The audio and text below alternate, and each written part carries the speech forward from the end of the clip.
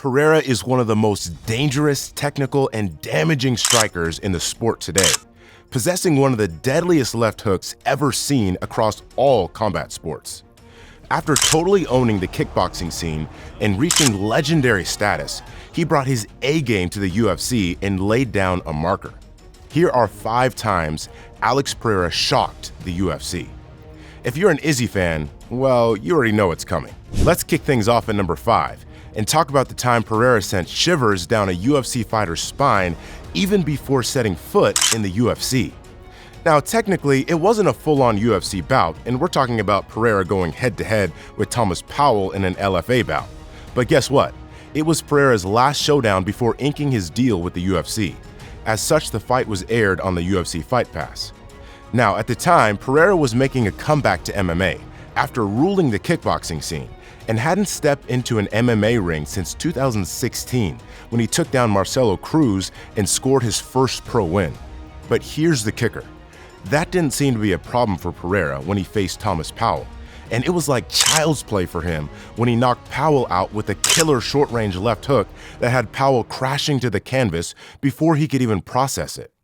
It was so brutal that Powell was out cold for a good 5 minutes, just like Pereira's victims in the kickboxing ring. When Powell finally opened his eyes, he had no clue he was in a fight, but luckily Powell managed to leave the cage on his own 2 feet. But that knockout wasn't just a win for Pereira. It was like a giant neon sign flashing in the UFC's face saying, "Hey, a new dog has just entered the scene." And speaking of which, at number 4, we gotta talk about Alex Pereira's debut in the UFC. Back in 2021, when Pereira was this under-the-radar guy entering the UFC octagon for the first time. To many, he was inexperienced. Only 4 MMA bouts with 3 wins. Yeah, he was a kickboxing champ, but the big question was if he could handle the grappling and defend takedowns in the UFC. But the moment of truth arrived during his UFC debut at UFC 268. Straight off the bat, you could see Pereira's rookie status shining through. Taken down and controlled for the majority of the first 5 minutes. That was the script of round 1. Yep, he got out-wrestled, but hey, he held his own and survived. Now, Mihailidis, on the flip side, was playing a whole different game. Throughout round 1, it was like he had a Pereira left hook phobia, doing the tango to avoid it at all costs. So rolling into round 2, Pereira wasn't about wasting time. He clocked onto Mihailidis waiting for the perfect left hook moment to execute a slick takedown, and Pereira wasn't having it as he cranked up the heat, applying immediate pressure and teasing that left hook. Mihailidis took the bait, ducking right into the trap. Unfortunately for him, he ended up ducking right into the path of a flying knee that smashed his chin, sending him crashing to the canvas. Pereira wasted no time and unleashed a flurry of ground and pound, leaving the ref with no choice but to call an end to the bout. Despite his relative inexperience, Alex Pereira shockingly walked away with a TKO victory just 18 seconds into round 2, sending a loud message to the UFC world that he could roll with the very best in the big league. That said, at number 3, we've got the time Pereira handed a seasoned fighter his first loss in the UFC. Back in 2023, UFC 295 at the world-famous Madison Square Garden in New York City saw a vacant light heavyweight title fight between Yuri Prochazka and Alex Pereira as the main event. With 6 UFC fights under his belt and only 1 loss, Pereira was making waves. This title bout was his chance to snag the vacant 205-pound gold, and the opponent was none other than the undefeated former champion, Yuri Prochazka. The opening round saw Pereira setting the pace, unleashing leg kicks, including a brutal calf kick that dropped Prochazka. In a grappling attempt by Prochazka, Pereira nearly slapped on a standing guillotine, but eventually found himself back on his feet to close out the first round. Round 2 kicked off with Pereira picking up right where he left off, landing a solid strike early on.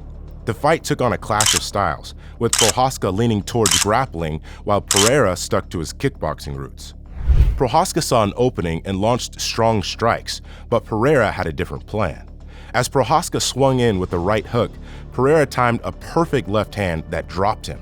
The follow-up included a series of brutal elbow shots to the head, prompting the ref to call the fight. With this victory, Pereira achieved an impressive feat, becoming a 2-division champion in light heavyweight and middleweight in just his 7th UFC bout. That's one heck of a fast and incredible rise, solidifying his spot as a top dog in the UFC. But as crazy as that was, we gotta talk about one of Pereira's most impressive knockouts ever. So after stepping into the UFC and grabbing 2 wins, Pereira earned himself a shot at a pay-per-view showdown with a top-ranked opponent. The fight would practically guarantee him a title shot at middleweight. But there was a catch. He had to go through the tough Strickland first at UFC 267. Before the bout, Strickland was on a whole trash-talking spree, even claiming Pereira's striking was garbage. When the two finally clashed, Strickland, known for his forward pressure and striking game, didn't hold back. He parried punches like a pro and seemed to be settling into his usual rhythm. But here's where it gets crazy. Pereira, the patient guy, was chipping away with leg kicks and body jabs, waiting for the perfect moment to unleash his power. After a couple of body jabs, Pereira baited Strickland. He darted forward as if going for another body jab, and that's when it happened.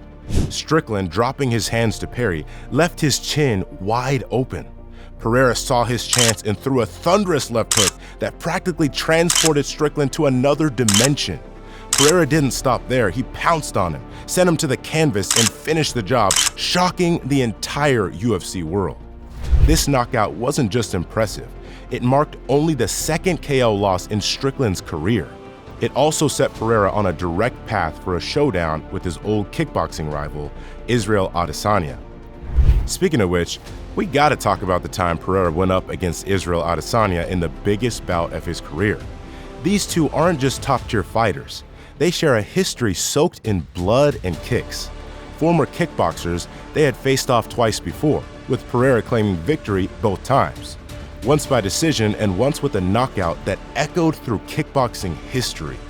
Fast forward to UFC 281, where they crossed paths in the octagon.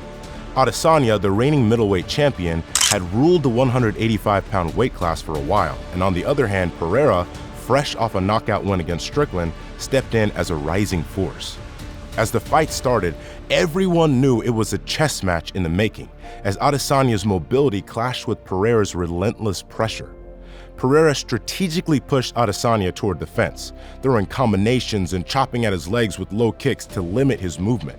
Adesanya, on the other hand, countered by clinching whenever pressed against the fence, neutralizing Pereira's offense. Entering the 5th round, Pereira likely trailed on the judges' scorecards and needed a finish. He read Adesanya's moves and seized an opening. Landing a left hook that thundered into Adesanya's chin, Pereira followed up with a barrage of punches, leaving the champion wobbling and in dire straits. The referee stepped in, waving off the fight and granting Pereira a TKO win.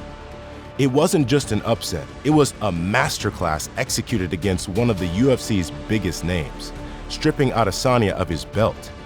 In just a year and 4 octagon appearances, Pereira had risen to the summit of the middleweight division, shockingly ending the impressive reign of the last style bender. There you have it, 5 times Pereira shocked the UFC world.